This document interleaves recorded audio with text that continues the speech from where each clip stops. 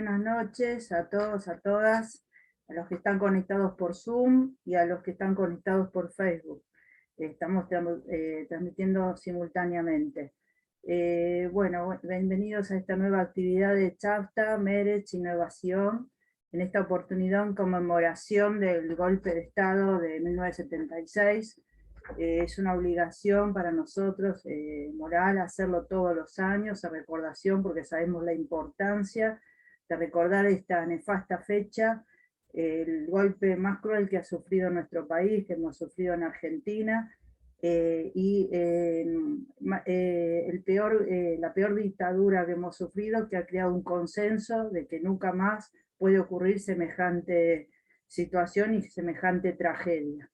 En esta oportunidad vamos a tomar, si bien año a año hacemos actividades y tomamos distintos aspectos del golpe, sociales, políticos, económicos, derechos humanos, por supuesto, en esta oportunidad vamos a hacer hincapié justamente en el tema de la memoria, la importancia de la memoria, tan importante para todos los pueblos y también es muy importante para el pueblo judío. Así como Ben Gurión decía que nuestro pasado no está detrás nuestro, sino forma parte de nuestro ser, es fundamental justamente la memoria y tener presente exactamente lo que pasó para que no vuelva a repetirse. Fue así que podemos destacar la importancia de los juicios a las juntas en la Nación de Democracia, primero el trabajo de la CONADEP, los juicios que se generaron en el principio en esta naciente y débil democracia en un principio, y después hubo leyes que interrumpieron el proceso, obediencia debida, punto final.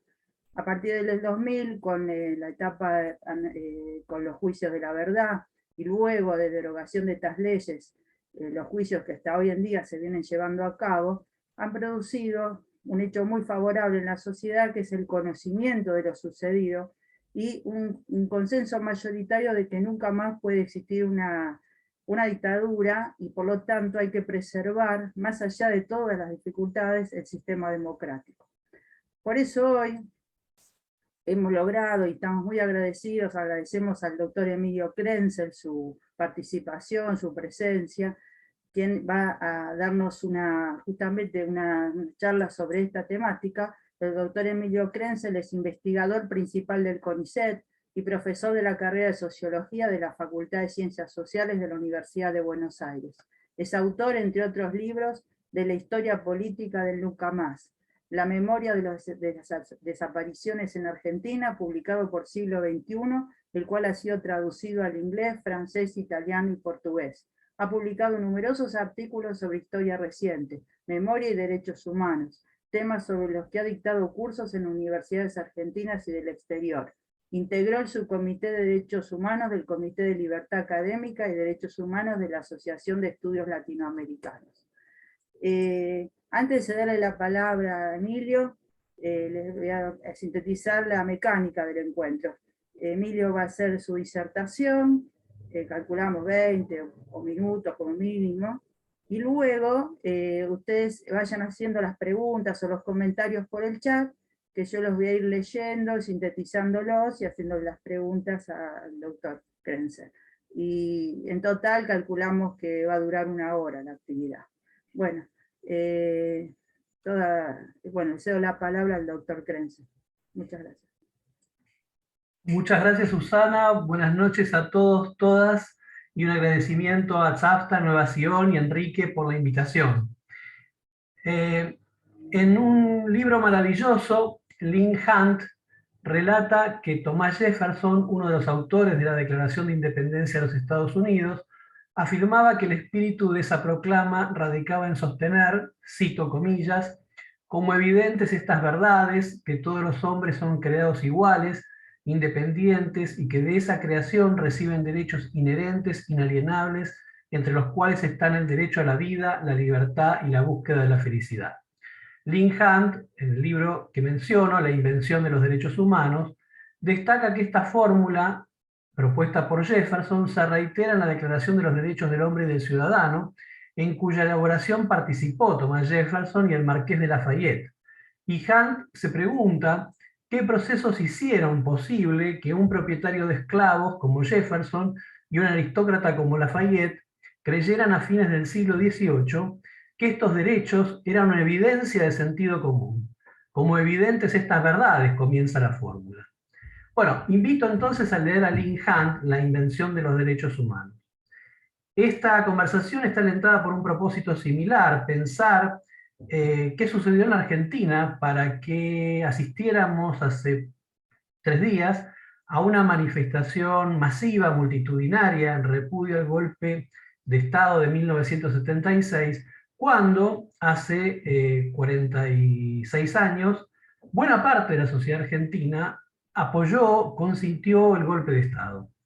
Desde los sectores más conservadores y reaccionarios de la sociedad, pero también hasta sectores vinculados a la izquierda tradicional, Partido Comunista, pienso, o incluso la fracción más radicalizada, la llamada Nueva Izquierda, las formaciones guerrilleras que vieron en el golpe una oportunidad de que se zanjara más claramente la guerra civil en curso que entendían se desarrollaba en la Argentina.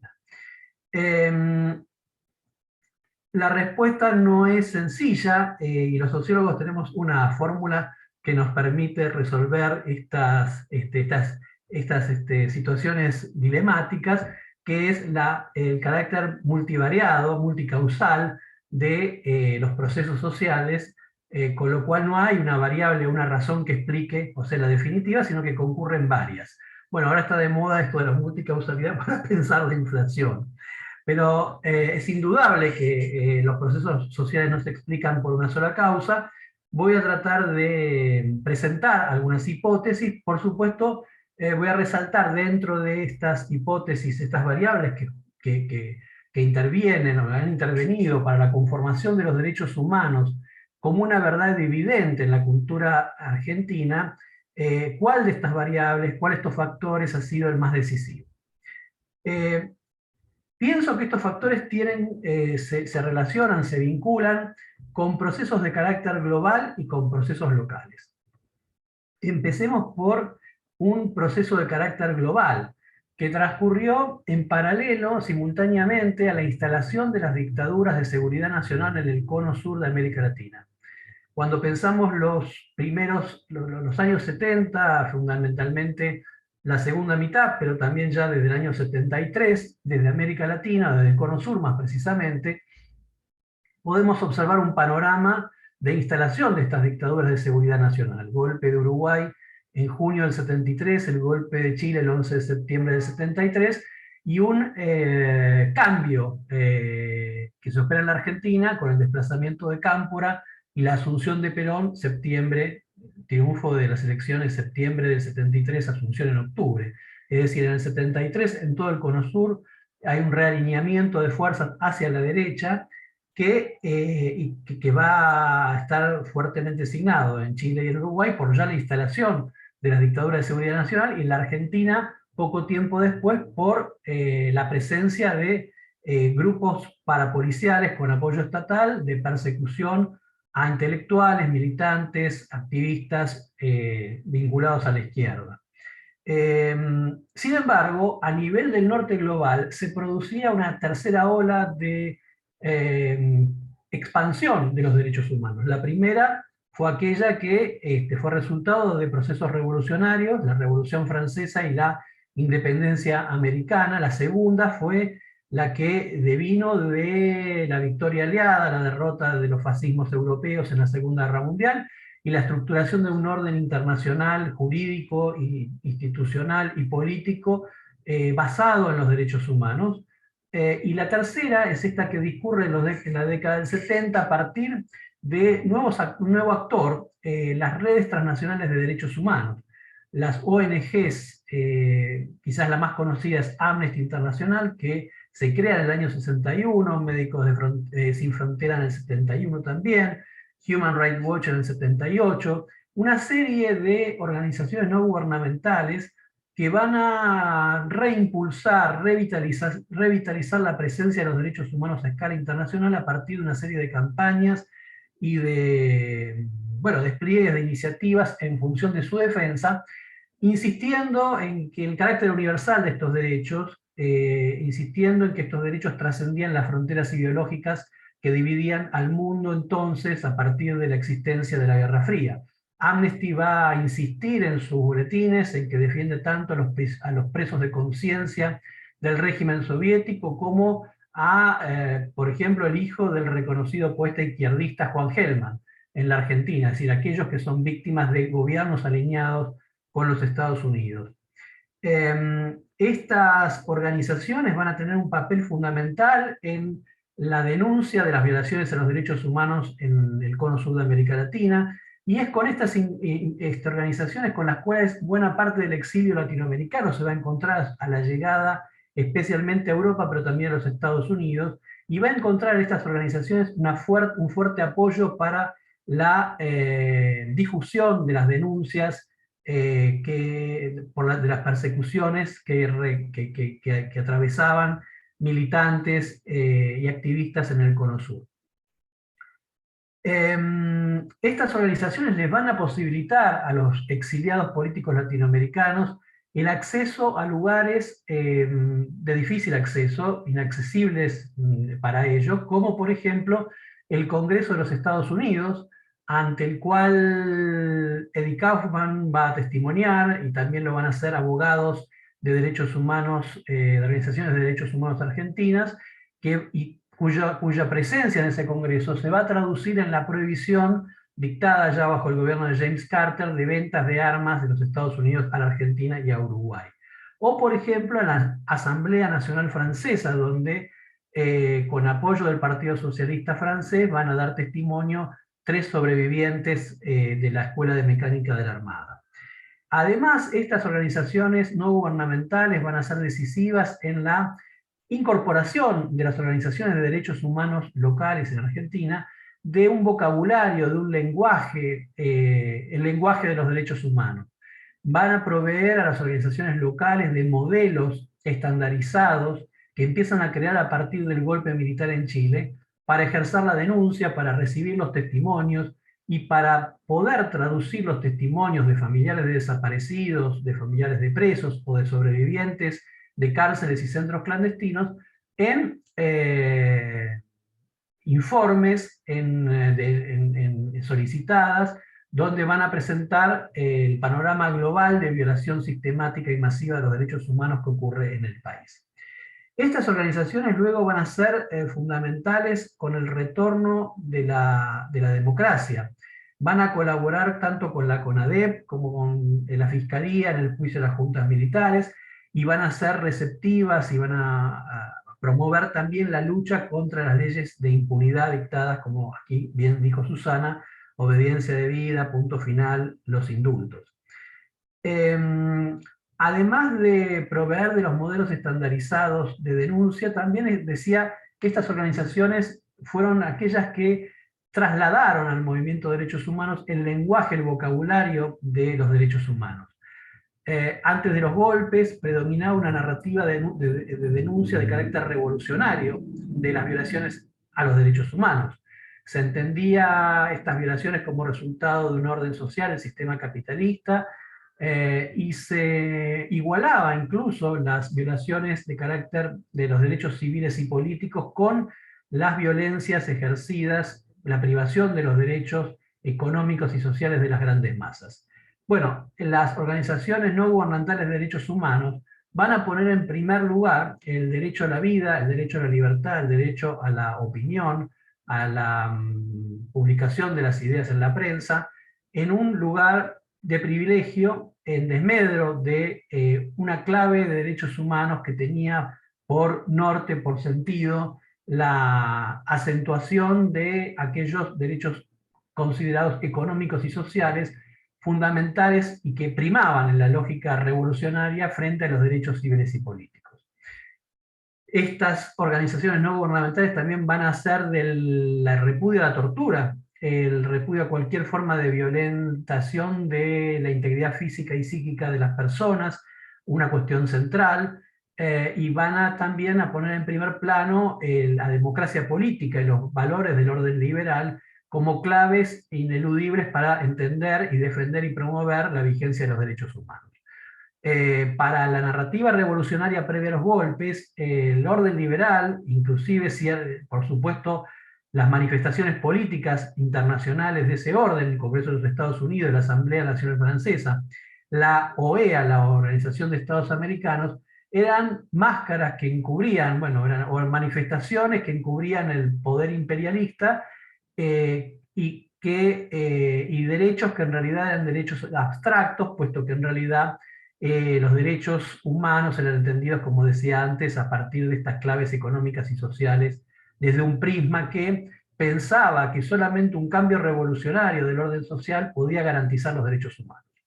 La influencia de las redes transnacionales de derechos humanos hizo que las consideraciones acerca de la necesidad de un cambio del orden social fueran desplazadas y en cambio se privilegiara el reclamo por la vigencia de los derechos políticos y civiles propios del orden liberal.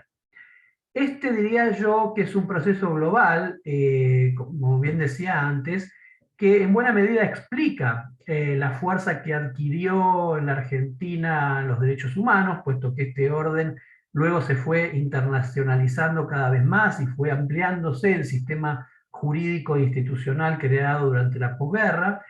Pero, sin embargo, alguien podría objetar y decir que tanto la Argentina como otros países del Cono Sur, donde los derechos humanos no han alcanzado un estatus similar al que han alcanzado aquí, estuvieron bajo la influencia de este proceso que ocurrió en el norte global de expansión de los derechos humanos. Entonces, ¿por qué en Argentina los derechos humanos tienen un estatus, una vigencia y una presencia tan potente y en países como Uruguay o Chile no?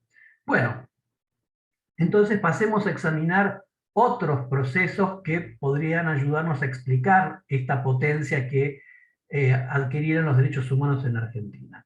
Y el segundo proceso es el proceso político de la transición argentina. Fue una transición, a diferencia de la de Chile o la de Uruguay, que no fue pactada. Es decir, la dictadura en Argentina, producto de la derrota de Malvinas, no pudo imponer a la clase política reunida en la multipartidaria condiciones para dejar el poder, especialmente la que más le interesaba era la no revisión de lo actuado en la lucha, la llamada lucha antisubversiva.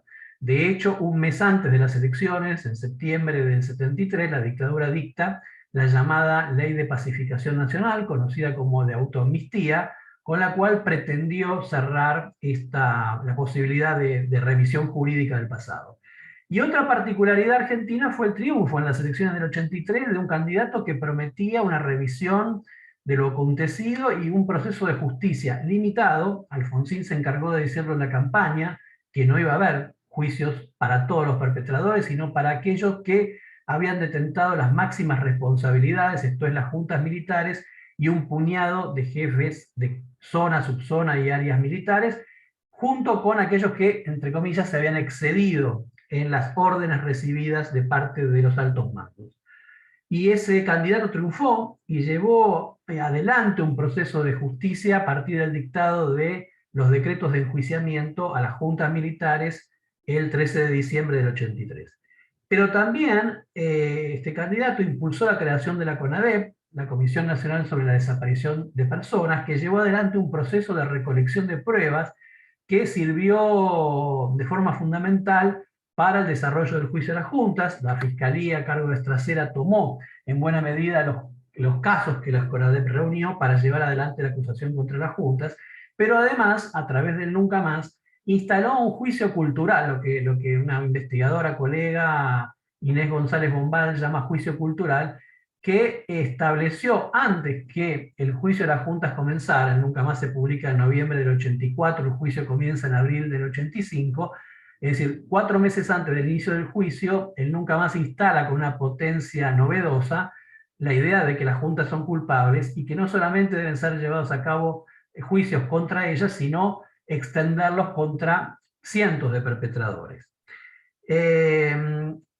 También desde el Estado se impulsan políticas como la política de reparación, que comienza con Alfonsín primero hacia los hijos de desaparecidos, y luego se va a extender bajo el gobierno de Menem hacia los presos políticos y hacia los familiares de desaparecidos y sobrevivientes de las desapariciones.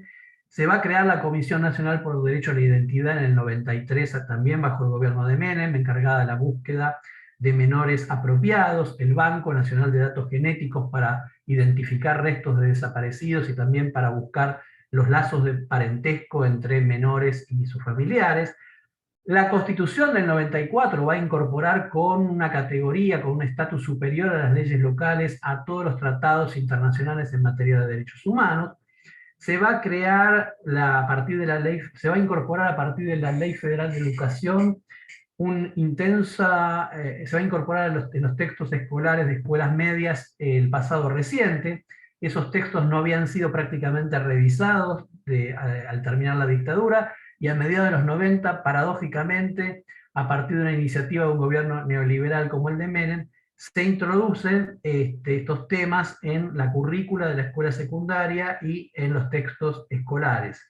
Se van a crear, bueno, a partir de la iniciativa estatal, los sitios de memoria. Primero fue el Museo de la Memoria en Rosario, luego el Parque de la Memoria con el monumento a las víctimas del terrorismo de Estado en la capital federal, y más tarde los espacios que todos conocemos, el de la EXMA en la capital también. Y a partir de una decisión estatal se van a implementar los nuevos juicios que se abren a partir de la derogación de las leyes de impunidad. Y también a partir de una iniciativa estatal, Argentina va a ser una de las impulsoras centrales, junto a Francia, de la Convención Internacional contra la Desaparición Forzada de Personas. Es decir, el Estado, como dijo una politóloga norteamericana, Catherine Sickin, el Estado argentino pasó de ser un par internacional por la violación sistemática de los derechos humanos durante la dictadura, a convertirse en un modelo, en un protagonista global a escala internacional, en la promoción y defensa de los derechos humanos. Es decir, lo que se ha hecho en la Argentina en materia de derechos humanos a partir del impulso estatal es prácticamente algo incomparable, que no tiene muchas equivalencias en otros países. El juicio de la Junta, bueno, la CONADEP no solamente difundió este nuevo sentido de lo ocurrido a través del Nunca Más, sino que se constituyó en modelo para más de 30 comisiones de la verdad que se crearon después de la CONADEP a escala internacional. La CONADEP fue la primera, que fue la primera exitosa. Había habido dos experiencias anteriores fracasadas de comisiones de la verdad, una en Uganda, promovida por el dictador Idi Amin, que encontró que el gobierno de Idi Amin era responsable de las violaciones y por eso su informe no fue publicado. Y la otra era la comisión creada en Bolivia por el presidente constitucional Hernán Siles Suazo, que no culminó su investigación. La CONADEP fue la primera que culminó su investigación, publicó su informe, y tanto ella como el Nunca Más se convirtieron en modelos para decenas de comisiones posteriores e informes publicados como resultado de esas investigaciones a escala internacional. Cuando digo que se convirtieron en modelos, no estoy diciendo que todas las comisiones lo adoptaron al Nunca Más o al modelo CONADEP como propio, pero sí lo tuvieron de manera ineludible como materia de estudio y como modelo. Y el juicio de las juntas, también dice Catherine Sickin, se convirtió en el que abrió un proceso de cascada de justicia.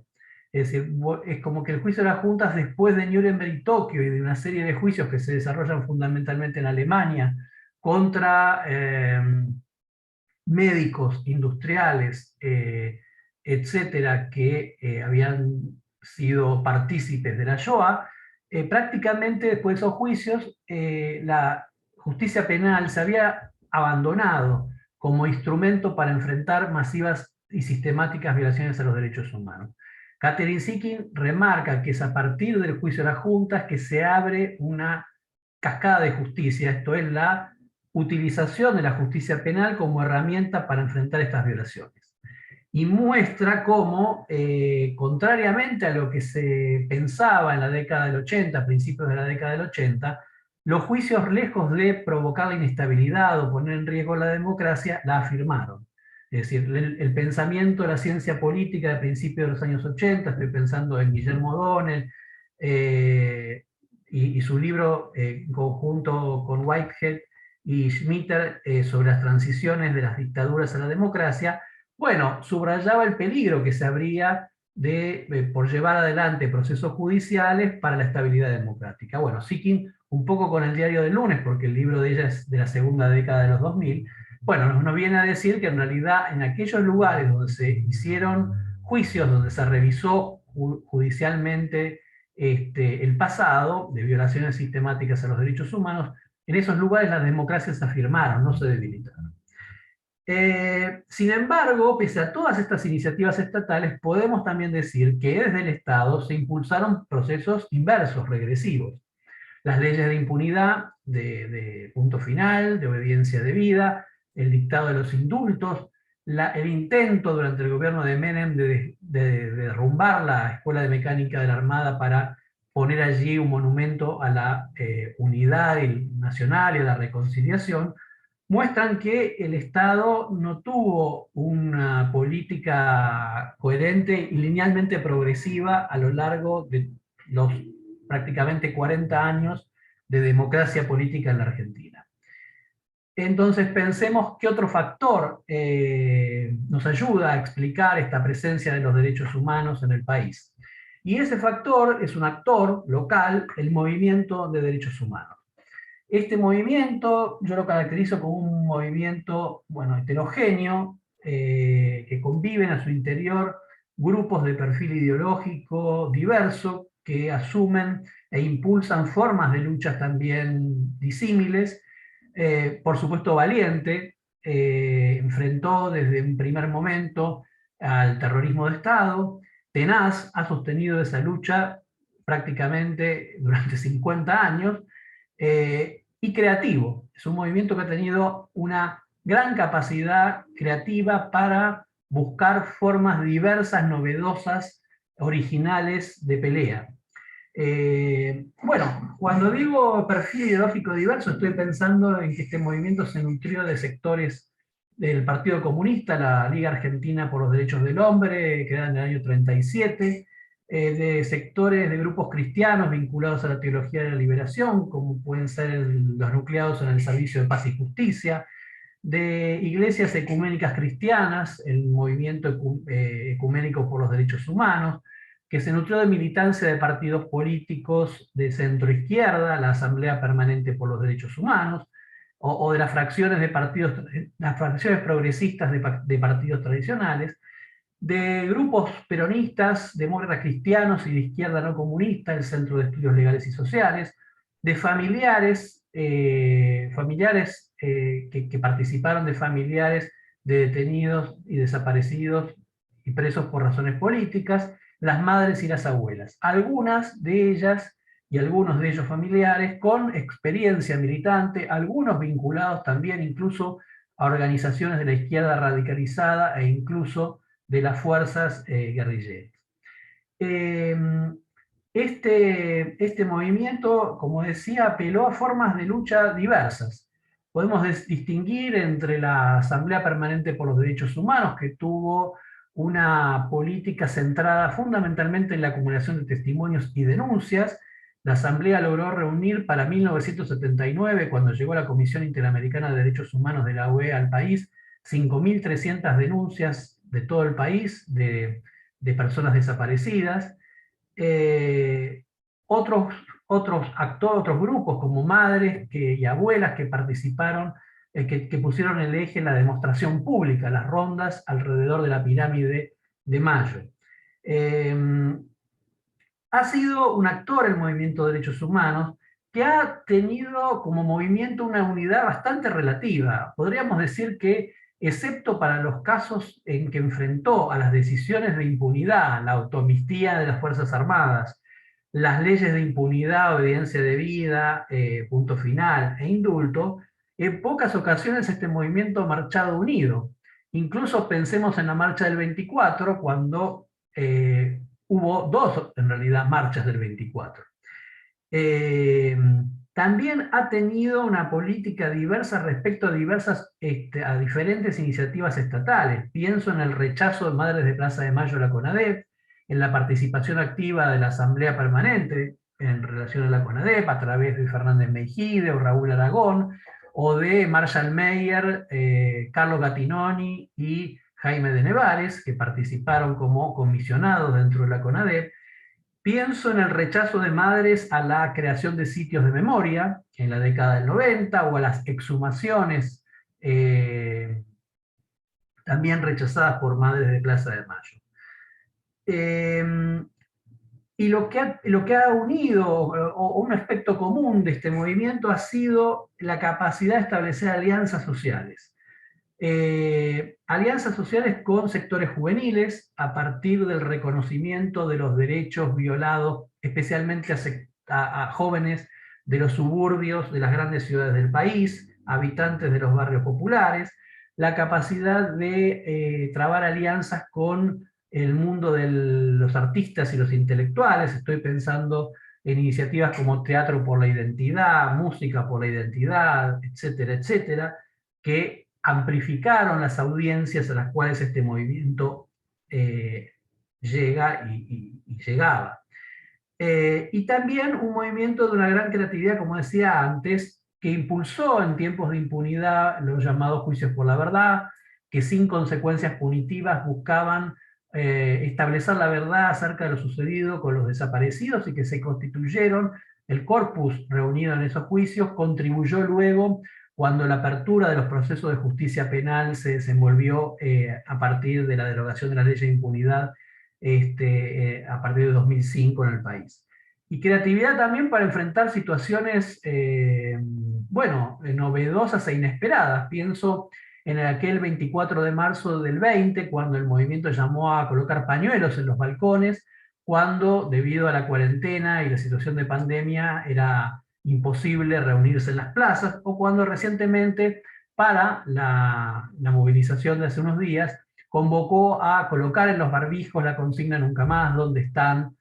Fueron 30.000, o son 30.000. Es decir, una gran creatividad para impulsar medidas tanto en el plano judicial como en el plano de las movilizaciones sociales, para amplificar las audiencias, transmitir la memoria e incorporar a nuevas generaciones que ya mantienen con este pasado una distancia vital y por ende cognitiva y emocional significativa. Es decir, cada vez más somos menos los que fuimos contemporáneos a la dictadura militar. La dictadura militar está siendo ya un hecho sucedido casi hace, 40 años, vamos casi al medio siglo, con lo cual no podría calcular con exactitud, pero seguramente no más del 20% de la población argentina fue contemporánea a la dictadura y la gran mayoría nació después. Es decir, es un hecho del cual la gran mayoría del país no tiene una memoria propia, no tiene una memoria biográfica. En todo caso, depende de la capacidad de hacer propio ese pasado, que haya un proceso, que se desenvuelvan procesos de transmisión de esa memoria, de transmisión de una memoria de carácter que es histórico y no biográfico, para que estas nuevas generaciones puedan sostener esta idea de nunca más. Bueno, para ir cerrando, diría que cómo se explica esta presencia de los derechos humanos como un valor sustantivo de la democracia en la Argentina.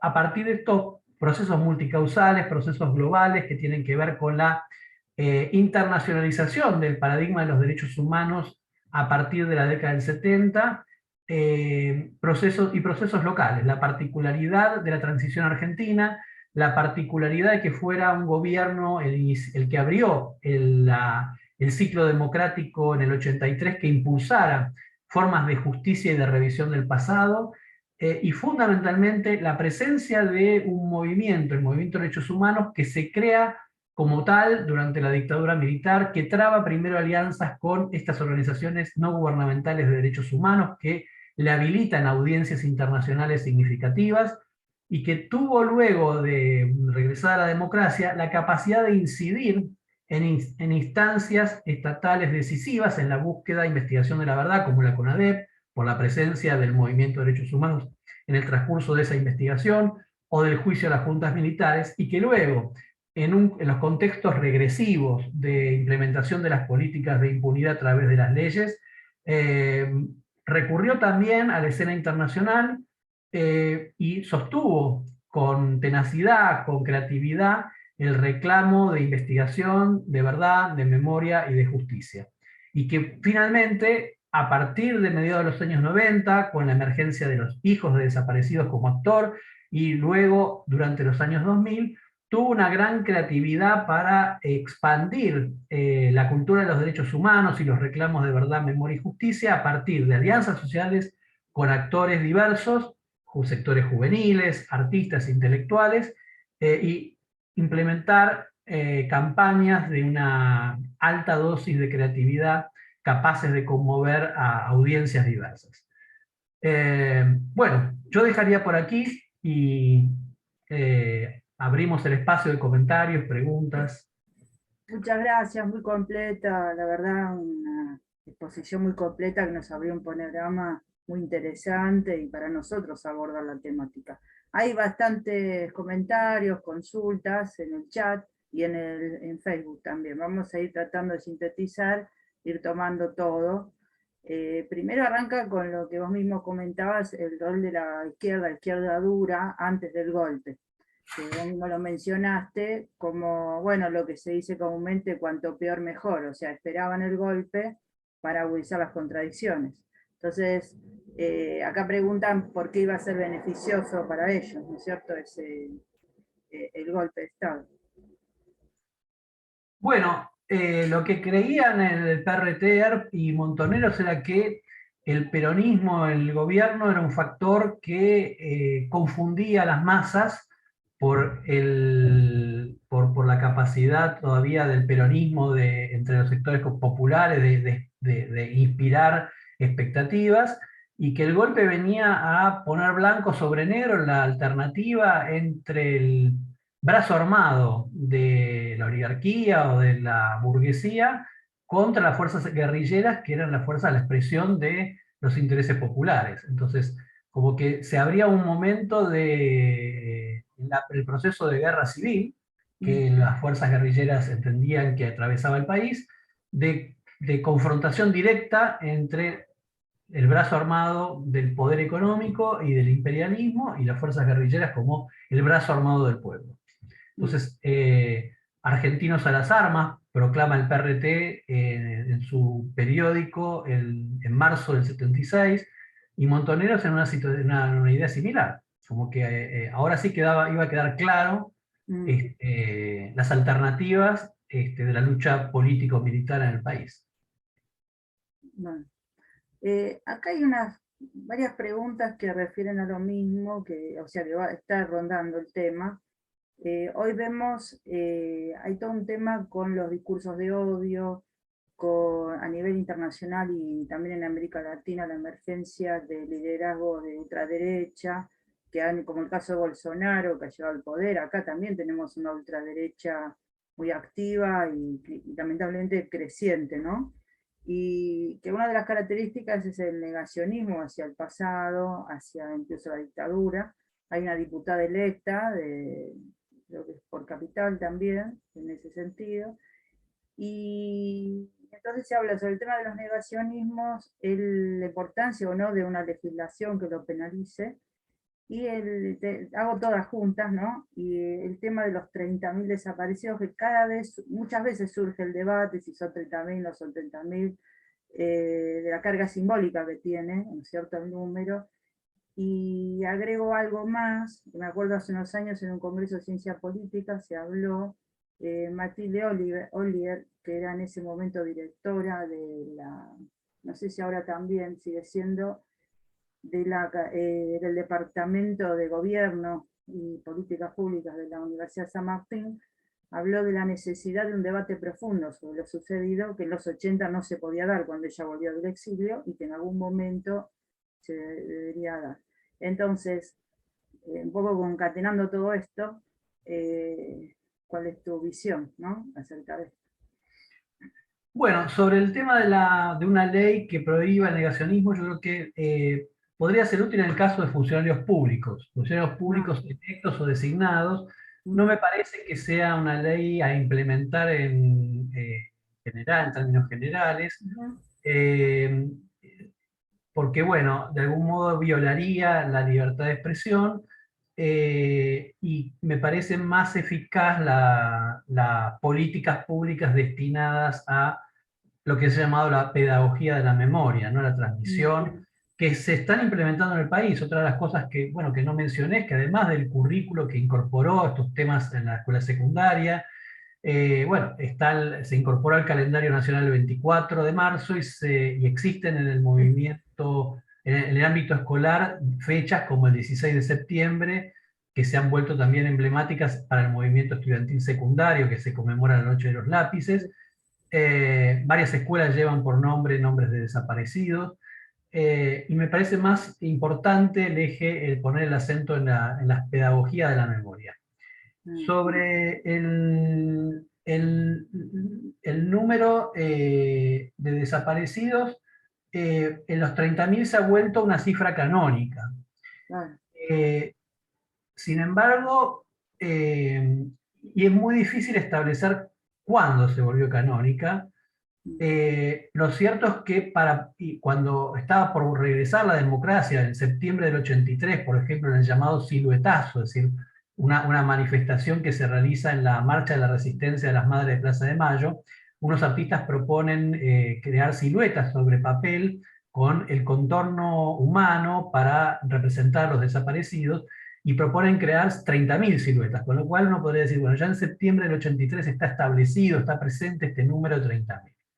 La CONADEP registró 8.960 casos de desaparición de personas y dijo, es un número provisorio, abierto, todavía incierto, puesto que muchos familiares por temor no han denunciado, por desconfianza ante la comisión. Los familiares en el Movimiento de Derechos Humanos reclamaban una comisión del Congreso y no estaba en contra de la CONADEP, luego la va a apoyar el movimiento, pero inicialmente estaba en contra. Y también por pobreza material, familias que por su pobreza desconocían la existencia de la comisión o de instancias de denuncia.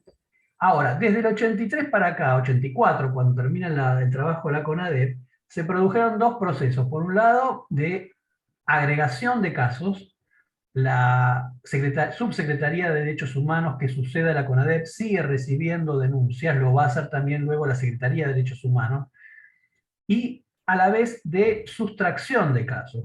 La CONADEP trabajó 9 meses, con un tiempo limitado, reunió archivos internacionales que tenían registros de desaparecidos. Por ejemplo, Clamor, una organización de derechos humanos creada alrededor de la Arquidiócesis de San Pablo, la Asamblea Permanente por los Derechos Humanos, es decir, diversas Amnesty tenían archivos con registros de desaparecidos. La CONADEP concentra todos esos archivos y a la vez recibe testimonios nuevos. Bueno, y arma un proceso de depuración de los casos porque muchos familiares habían denunciado en diversos lugares. Recuerdo el caso de Víctor Noé, un dirigente de la comunidad judía que había sido dirigente del movimiento estudiantil tucumano y que es desaparecido aquí en la capital. La familia de Víctor había denunciado como en 14 lugares diferentes.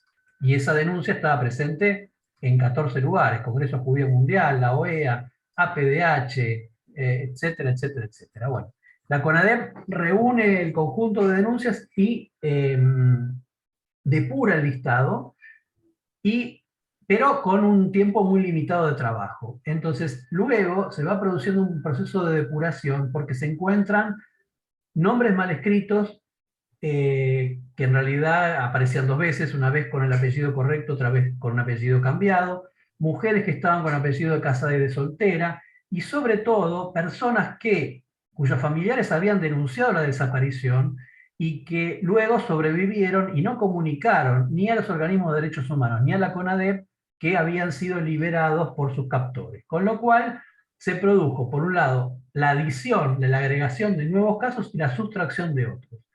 Hoy, el registro unificado de víctimas del terrorismo de Estado, que se puede consultar en la página del Ministerio de Justicia, dentro del link del Archivo Nacional de la Memoria, registra 7.100 casos de desaparición forzada de personas. Y registraba, ahora no estaba el dato, cerca de 3.000 sobrevivientes de los centros clandestinos. Entonces, lo que podemos decir es que en realidad el número de 30.000, que es muy difícil que existan 22.000 casos de desaparecidos no registrados, porque eso hablaría de que no hubo no solamente un familiar, sino no hubo ni un compañero de militancia, si asumimos que los desaparecidos fueron en su gran mayoría militantes políticos, sociales, sindicales, estudiantiles, que fuera a denunciar la desaparición de un compañero a las diversas instancias de denuncia existentes en el país desde 1983. Sin embargo, uno podría decir que los 7.000 desaparecidos registrados, sumados a más de 3.000 sobrevivientes, y a una cantidad imprecisa pero mayoritaria de los 9.000 presos políticos que hubo en el país, la mayoría de los presos políticos pasó en algún momento por una situación de ilegalidad antes de ser blanqueados y bueno, detenidos legalmente. Bueno, uno podría decir que esos 8.000 presos políticos, los 7.000 desaparecidos que continúan siéndolo, los más de 3.000 sobrevivientes, desaparecidos no denunciados, sobrevivientes que nunca denunciaron que estuvieron cautivos, personas que estuvieron muy pocos días y que no lograron identificar compañeros de cautiverio, ni perpetradores, ni siquiera el lugar donde estuvieron cautivos ilegalmente, no fueron a declarar, porque si estuvo 3 días, lo torturaron, pero no había nadie, ni compañero, ni perpetrador, no pudo identificar ni compañeros, ni perpetradores, ni el lugar donde estuvo, probablemente por temor de quedar en una lista, en un registro estatal, etcétera, etcétera, nunca fue a denunciar. O personas que desconocían por su pobreza material la posibilidad de denunciar. Yo creo que es importante, yo ahí veo una cuestión de la importancia o no del número, yo creo que sí es importante, porque hay una objeción moral que no importa cuántos fueron, la vida humana es sagrada y única, cosa que es cierto, no importa si fueron 30.000 o fueron pocos, o uno o dos, yo creo que no, bueno, yo soy sociólogo, es decir, desde el punto de vista sociológico, un proceso social, la cantidad, la envergadura de un proceso social, hace a la calidad de ese proceso social. ¿Sí? Podemos lamentar que una persona esté desocupada, pero cuando encontramos que el 20% de la población económicamente activa está desocupada, hablamos de un fenómeno de una envergadura y de unas características diferentes. Lo mismo podemos decir con la cantidad de personas bajo la línea de pobreza. Es decir, nos habla de un fenómeno social diferente. Y creo que pensar el tema de la cantidad también nos puede llegar a reflexionar las características que asumió la persecución política en la Argentina. Porque una de las trampas de la cantidad de desaparecidos es reducir a los desaparecidos las víctimas de la dictadura. Uno podría decir, mire, pero hubo 10.000 presos políticos, pero hubo entre 30 y 50.000 exiliados políticos, y hubo miles de personas cesanteadas, y hubo personas insiliadas, etcétera, etcétera. Uno iría componiendo un panorama de la persecución política del país que incluye, pero trasciende los desaparecidos. Y en ese marco también ayuda a pensar el tema del número, la especificidad que tuvo y la gradiente que tuvo esa persecución política en el país, la gradiente en términos de intensidades que tuvo esa persecución y la selectividad que tuvo la política de desaparición forzada dentro de ese abanico, esa paleta de formas de persecución que desenvolvió la dictadura. Que fueron algunos los que fueron desaparecidos y que incluso dentro de los que sufrieron la desaparición forzada, hubo una alta política de discriminación de parte de la represión, de decidir la sobrevivencia de algunos y la desaparición forzada definitiva de otros. Entonces, yo creo que ayudaría a pensar, ayuda a pensar, y nos habla, la cantidad siempre nos habla de dimensiones cualitativas, de dimensiones de calidad, no solamente de cantidad. Por supuesto que no altera el carácter violatorio de los derechos humanos, el carácter de crimen de lesa humanidad, en la cantidad. En ese punto estamos de acuerdo. Pero sí, para tratar de entender el fenómeno, creo que es un elemento que no puede ser soslayado. Sí. Bueno, acá hay comentarios, dejo de lado lo calificativo de algunos, que señalan la diferencia entre lo previo al golpe y lo posterior, digamos, previo al golpe, con la derrota después de Montechingolo, de los grupos armados, y lo que pasó después ya con la dictadura, ¿no? Con este plan sistemático de desapariciones. Y aunque a muchos señalan como lo que vos marcaste al principio, la existencia de grupos parapoliciales ya en el mismo gobierno democrático, ¿no? A partir del 73, 74, ¿no? Como que la represión ya era anterior.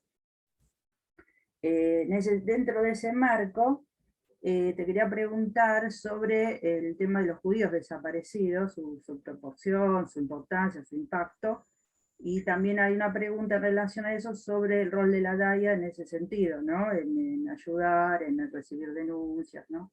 Así eso se ha investigado, y también ya que estamos sobre el movimiento judío de derechos humanos, ¿qué referencia tenés, qué reporte? Bueno, a ver, ahí él dice que lo mío es una explicación de la derecha, digo, que la guerrilla esperó con expectativa el golpe, está documentado, y quien quiera, y los propios dirigentes de la guerrilla lo dicen. Yo no estoy diciendo que el golpe se dio por la guerrilla, que esa sería la explicación de los dos demonios. Ahora, también difiero de la idea de que la guerrilla no fue un factor. A ver, la guerrilla podía estar diezmada para el momento del golpe, pero tenía voluntad de combatir todavía. Y de eso dan prueba las contraofensivas montoneras aún en el año 78 y 79, 79 y 80. Es decir, no se veían para nada derrotadas. Y el golpe es un golpe que se produce contra el movimiento popular, que incluye a la guerrilla. Es decir, es un golpe que busca exterminar a la guerrilla, vencer su voluntad de lucha, vencer, por supuesto, a todo ese gran movimiento radicalizado, a esa gran indisciplina social que atravesaba la Argentina por lo menos desde el año 69 con el Cordobazo. Es decir, es un golpe contrarrevolucionario en un sentido amplio, y va dirigido contra la militancia política, sindical, social, y contra la militancia guerrillera, y entre los desaparecidos encontramos una porción importante de militantes guerrilleros.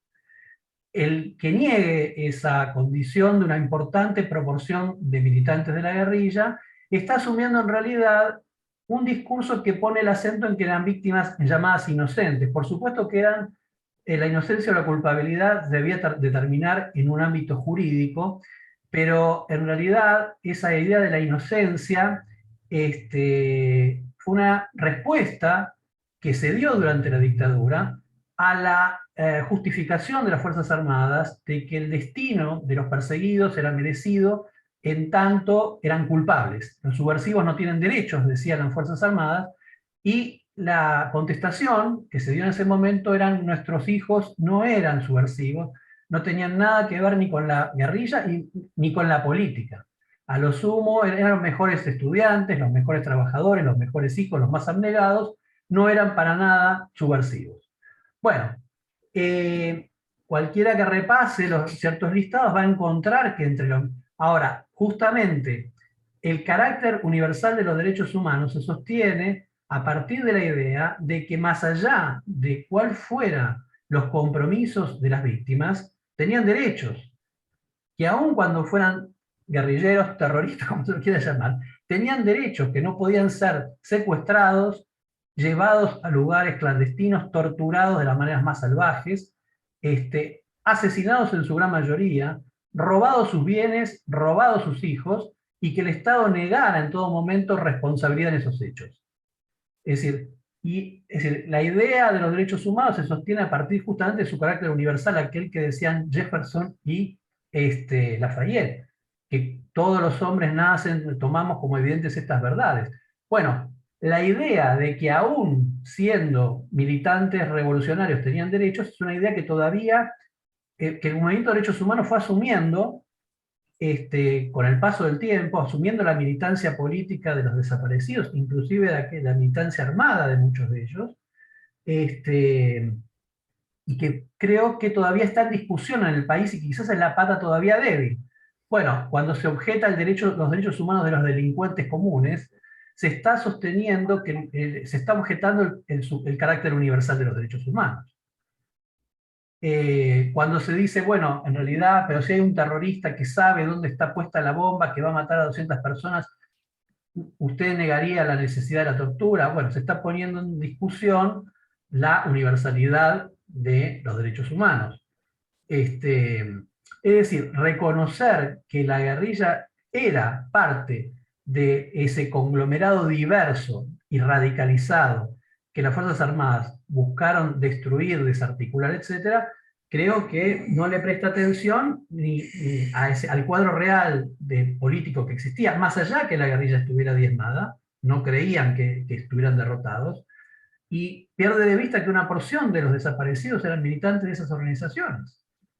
Podemos decir desde Santucho hasta María Berger, a Rodolfo Walsh, podría seguir a Sergio Tarnopolsky, es decir, podría seguir nombrando desaparecidos que eran miembros de la militancia guerrillera, a José Coronel, que es asesinado con la hija de Walsh en el 76.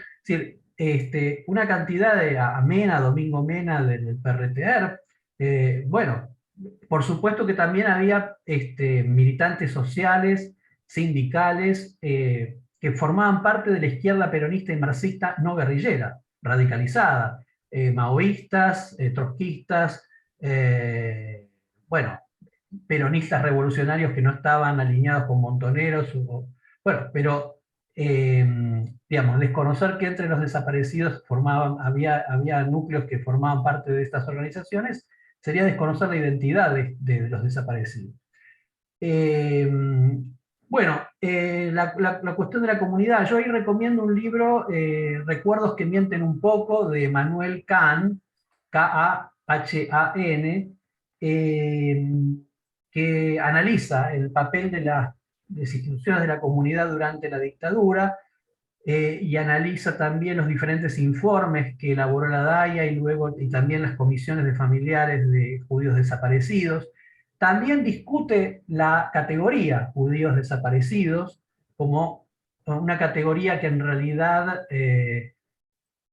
pone el acento en la pertenencia judía de esos desaparecidos y desplaza en el mismo tiempo, al mismo momento, la identidad política, y que fue la razón de la persecución de esas personas, de esos militantes políticos. Sergio Tarnopolsky no es asesinado por ser judío, sino porque era el contacto de Rodolfo Walsh y de la agencia clandestina de noticias de Montoneros, que le pasaba a Walsh los informes de lo que sucedía en la Escuela de Mecánica de la Armada, e intentó poner una bomba dentro de la Escuela de Mecánica de la Armada. Era el ayudante de Acosta, y es asesinado, y la represión sobre su familia se desata por una venganza por su compromiso con Montoneros. Es decir, incluso Manuel muestra cómo en realidad la época de la dictadura fue un momento de florecimiento de la comunidad, y donde por los temores de la dictadura de verse denunciada en Estados Unidos por la comunidad judía norteamericana, le permitió a la comunidad judía argentina desenvolver prácticas que estaban prohibidas para el resto de la sociedad argentina.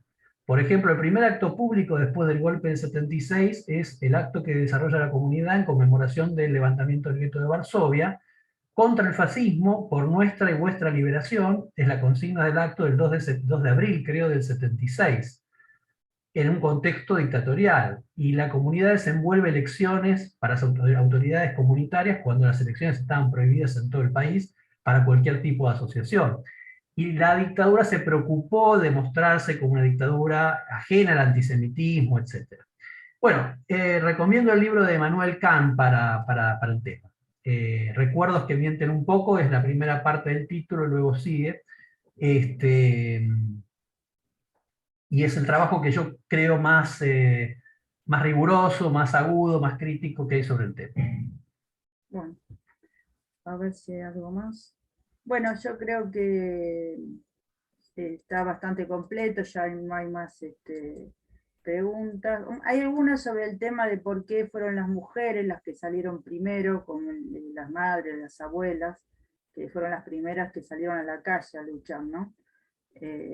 ¿Hay un estudio, una explicación sobre eso? Bueno,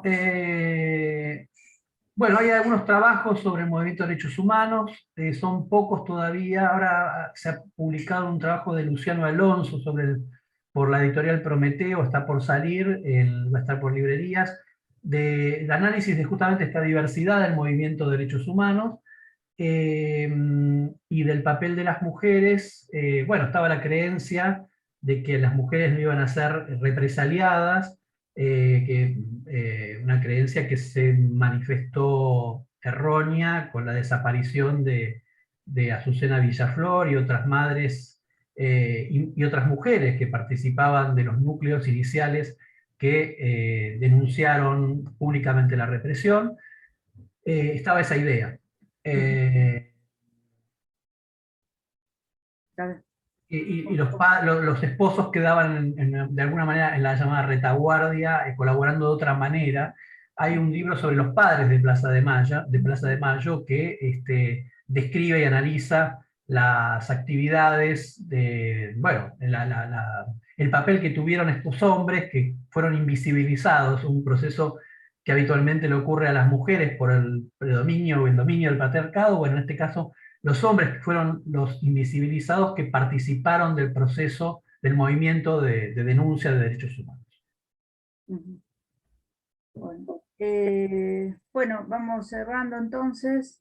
Hay acá también una afirmación que también es prevalente en muchos escenarios sobre que el golpe en realidad fue para implantar un modelo económico neoliberal, que es lo que sucedió también, ¿no? Y vos marcabas el tema de la lucha antiguerrillera, pero también algunos lo explican como un pretexto, más allá de la situación, para implantar un modelo que lo hicieron a sangre y fuego, ¿no? Bueno, yo no digo de que fue la lucha guerrillera, digamos. Yo estoy hablando de que el golpe se desencadena para acabar con una situación de indisciplina social y radicalización política en el país. Sí.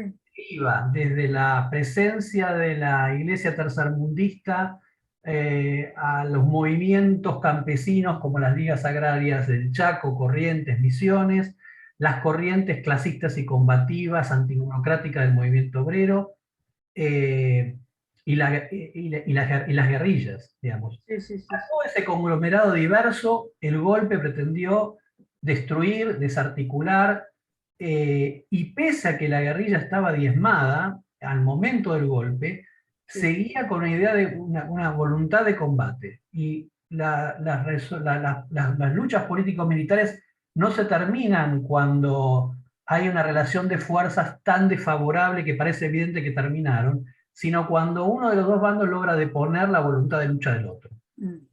Y digo, por supuesto que hubo una voluntad también simultánea de terminar con el modelo de sustitución de importaciones, de mercado interno, digamos, que se había forjado desde el primer peronismo o de la década del 30 en el país, y transformar la estructura económica y social de la Argentina.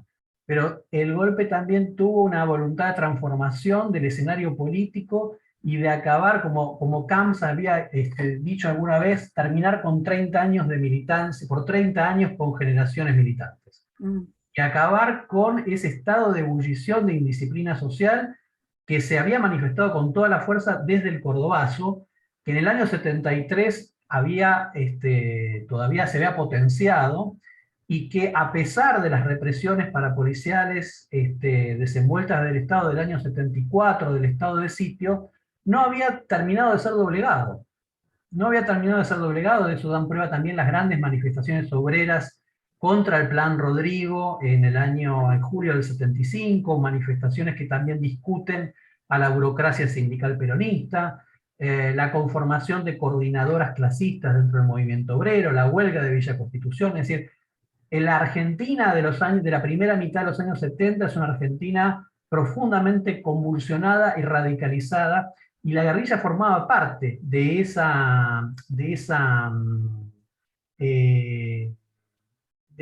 estado de efervescencia, de radicalización política y social. Con todo eso el golpe quiso terminar. Y a la vez también instaurar y terminar con la alianza también de clases entre burguesías nacionales y clase obrera, y ese entramado, mercado internista que había promovido el primer peronismo, bueno, acabar con esa estructura social y instalar una Argentina desigual, polarizada económicamente, bueno, cautiva de los préstamos internacionales y la necesidad de devolverlos, es decir, terminar con esa Argentina populista que había sido impugnada una y otra vez, pero que no habían terminado de derrotar a través de diversos golpes de Estado desde el 55 en adelante. Bueno, excelente, la verdad, en todos los aspectos, porque abrimos un debate que muchas veces cuesta asumir desde sectores más progresistas y defensores de los derechos humanos como corresponde. Como dice, hay una persona que también escribió, ¿no?, que tiene miedo de abrirle el campo a la derecha. Entonces, esta reafirmación en el debate, lo que recién señalaste, creo que zanja un poco esa exposición de creer que si se da una explicación más profunda o con multicausalidad, de distintos, más diversa, es darlo desde un solo ángulo. Claro, yo querría destacar esto, digamos, que cuando uno incluye entre las víctimas a personas que tomaron las armas, no está justificando su aniquilación física, al contrario. Primero está haciendo honor a la verdad histórica y por otro lado está afirmando el carácter universal de los derechos humanos, que no se restringe a los inocentes, a los que nunca levantaron la voz, sino que se supone que es universal, que comprende también aún a los que ejercieron la violencia. Es decir, que no, por más que hayan sido personas que ejercieron la violencia, el Estado no tiene derecho a secuestrarlos, a torturarlos indefinidamente de las formas más atroces, a asesinarlos, a negarles a los familiares esas prácticas, a tirarlos al mar vivos. Bueno, por más que hayan sido lo que hayan sido, el carácter universal de los derechos humanos se sostiene por ese carácter universal, sí, sí, sí. Que incluye a todos y todas. Por eso es un buen ejercicio de la memoria, hacer una memoria histórica, real, y poder entender en toda su dimensión lo que sucedió. Porque por eso la profesora en ese congreso dijo que en los 80 era demasiado reciente para abordarlo así en profundidad, porque en ese momento lo primero que había que hacer es lograr los juicios, lograr que se sepa lo que pasó, y luego, cuando pasado el tiempo, se puede abordar ya desde otro lugar. Como vos bien señalaste, hoy el 20% somos contemporáneos, mínimamente contemporáneos de lo que pasó, y el grueso de la población no, y lo bueno es que se mantiene. Digamos, las marchas son los 24 de marzo, con todo lo que vos explicaste en todas las dimensiones, ¿no? De eso la gran importancia de este tipo de actividades, y la verdad que te agradecemos mucho todo el análisis, todo, tan profundo que fue, y las respuestas a las inquietudes normales que van surgiendo en un tema tan difícil, tan duro, tan angustiante, ¿no? Sí, yo diría, para completar, diría, bueno, insistir sobre el tema de la inocencia es asumir los límites que puso la dictadura a la condición de sujeto de derecho. La dictadura decía, los sujetos de derecho son los inocentes, los culpables no tienen derecho.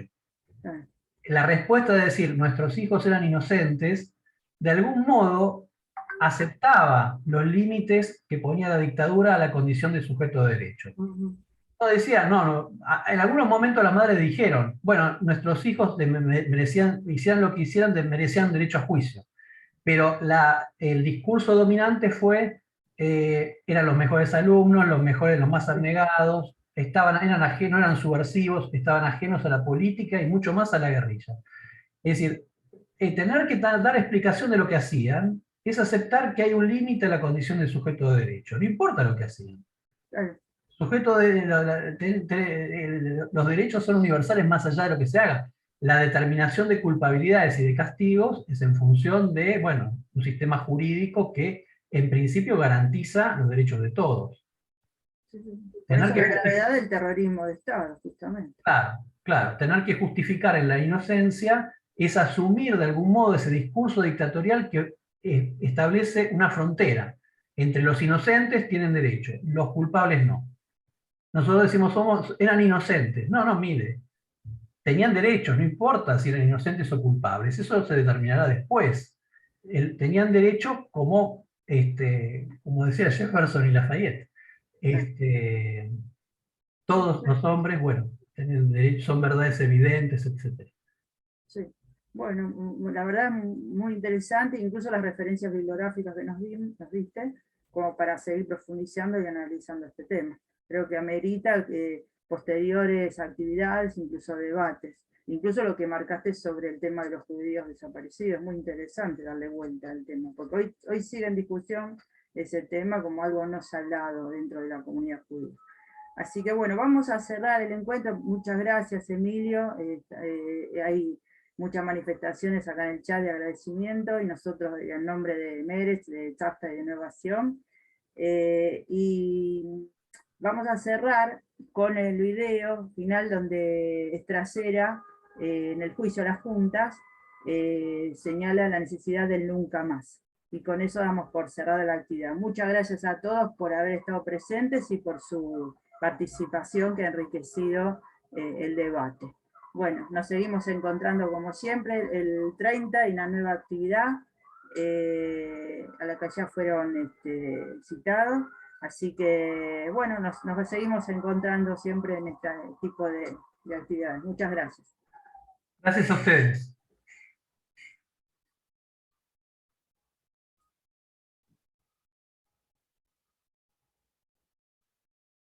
Señores jueces, este proceso ha significado, para quienes hemos tenido el doloroso privilegio de conocerlo íntimamente, una suerte de descenso a zonas tenebrosas del alma humana, donde la miseria, la abyección y el horror registran profundidades difíciles de imaginar antes y de comprender después. Dante Alighieri, en la Divina Comedia, reservaba el 7º círculo del infierno para los violentos, para todos aquellos que hicieran un daño a los demás mediante la fuerza.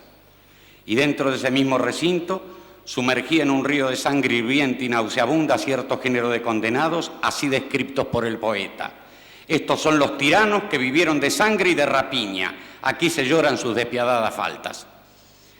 Yo no vengo ahora a propiciar tan tremenda condena para los procesados, si bien no puedo descartar que otro tribunal de aún más elevada jerarquía que el presente se haga oportunamente cargo de ello. Me limitaré a fundamentar brevemente la humana conveniencia y necesidad del castigo. Sigo a Oliver Wendell Holmes cuando afirma: la ley amenaza con ciertos males si uno hace ciertas cosas. Si uno persiste en hacerlas, la ley debe infligir estos males con el objeto de que sus amenazas continúen siendo creídas. El castigo, que según ciertas interpretaciones no es más que venganza institucionalizada, se opone de esta manera a la venganza incontrolada. Si esta posición nos vale ser tenidos como pertinaces retribucionistas, asumiremos el riesgo en la seguridad de que no estamos solos en la búsqueda de la deseada ecuanimidad. Aún los juristas que más escépticos se muestran respecto de la justificación de la pena, pese a relativizar la finalidad retributiva, terminan por rendirse ante la realidad. Podemos afirmar entonces, con Gunther Stratenberg, que aun cuando la función retributiva de la pena resulte dudosa, fácticamente no es sino una realidad. La necesidad de retribución en el caso de delitos conmovedores de la opinión pública no podrá eliminarse sin más. Si estas necesidades no son satisfechas, es decir, si fracasa, aunque solo sea supuestamente, la administración de la justicia penal, estaremos siempre ante la amenaza de la recaída en el derecho de propia mano o en la justicia de Lynch. Por todo ello, señor presidente, este juicio y esta condena son importantes y necesarios para la nación argentina, que ha sido ofendida por crímenes atroces.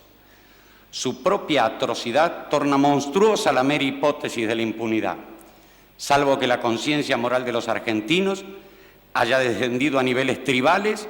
Nadie puede admitir que el secuestro, la tortura o el asesinato constituyan hechos políticos o contingencias del combate. Ahora que el pueblo argentino ha recuperado el gobierno y control de sus instituciones, yo asumo la responsabilidad de declarar en su nombre que el sadismo no es una ideología política ni una estrategia bélica, sino una perversión moral. A partir de este juicio y esta condena, el pueblo argentino recuperará su autoestima, su fe en los valores en base a los cuales se constituyó la nación y su imagen internacional severamente dañada por los crímenes de la represión ilegal. Por todo ello, también este juicio y esta condena son importantes y necesarios para las Fuerzas Armadas de la nación. Este proceso no ha sido celebrado contra ellas, sino contra los responsables de su conducción en el periodo 1976-82. No son las Fuerzas Armadas las que están en el banquillo de los acusados, sino personas concretas y determinadas, a las que se le endilgan delitos concretos y determinados. No es el honor militar lo que aquí está en juego, sino precisamente la comisión de actos reñidos con el honor militar. Y finalmente, no habrá de servir esta condena para infamar a las Fuerzas Armadas, sino para señalar y excluir a quienes las infamaron con su inconducta. Por todo ello, finalmente, este juicio y esta condena son importantes y necesarios para las víctimas que reclaman y los sobrevivientes que merecen esta reparación. No se trata, por supuesto, de revivir viejos slogans, como aquel de que la sangre derramada no será negociada, que sirvió para justificar tantas atrocidades. No se trata ahora de negociar nada, porque nada se está negociando. Se trata simplemente de que a partir del respeto por la vida y el sufrimiento de cualquier ser humano, restauremos entre nosotros el culto por la vida. Los argentinos hemos tratado de obtener la paz fundándole en el olvido y fracasamos. Ya hemos hablado de pasadas y frustradas amnistías. Hemos tratado de buscar la paz por vía de la violencia y el exterminio del adversario y fracasamos. Me remito al periodo que acabamos de describir. A partir de este juicio y de la condena que propugno, nos cabe la responsabilidad de fundar una paz basada no en el olvido, sino en la memoria, no en la violencia, sino en la justicia. Esta es nuestra oportunidad y quizá sea la última. Por estas consideraciones, acuso a los aquí procesados por los delitos que han sido objeto de calificación y solicito que al fallar en definitiva se los condene a las siguientes penas. Jorge Rafael Videla, reclusión perpetua con más la accesoria del artículo 52 del Código Penal. Emilio Eduardo Macera, reclusión perpetua con más la accesoria del artículo 52 del Código Penal. Orlando Ramón Agosti, reclusión perpetua con más la accesoria del artículo 52 del Código Penal. Roberto Eduardo Viola, reclusión perpetua. Armando Lambruschini, reclusión perpetua. Leopoldo Fortunato Galtieri, 15 años de prisión. Omar Rubén Grafiña, 15 años de prisión. Jorge Isaac Anaya, 12 años de prisión. Basilio Lamidoso, 10 años de prisión. Para todos con accesorias legales y costas. Señores jueces, quiero renunciar expresamente a toda pretensión de originalidad para cerrar esta requisitoria. Quiero utilizar una frase que no me pertenece, porque pertenece ya a todo el pueblo argentino. Señores jueces, nunca más. Silencio en la sala. Silencio. Se dispone personal policial, desaloje la sala. Desaloje la sala, personal policial. Se dispone un corte intermedio. Señores de pie, por favor, silencio en la sala.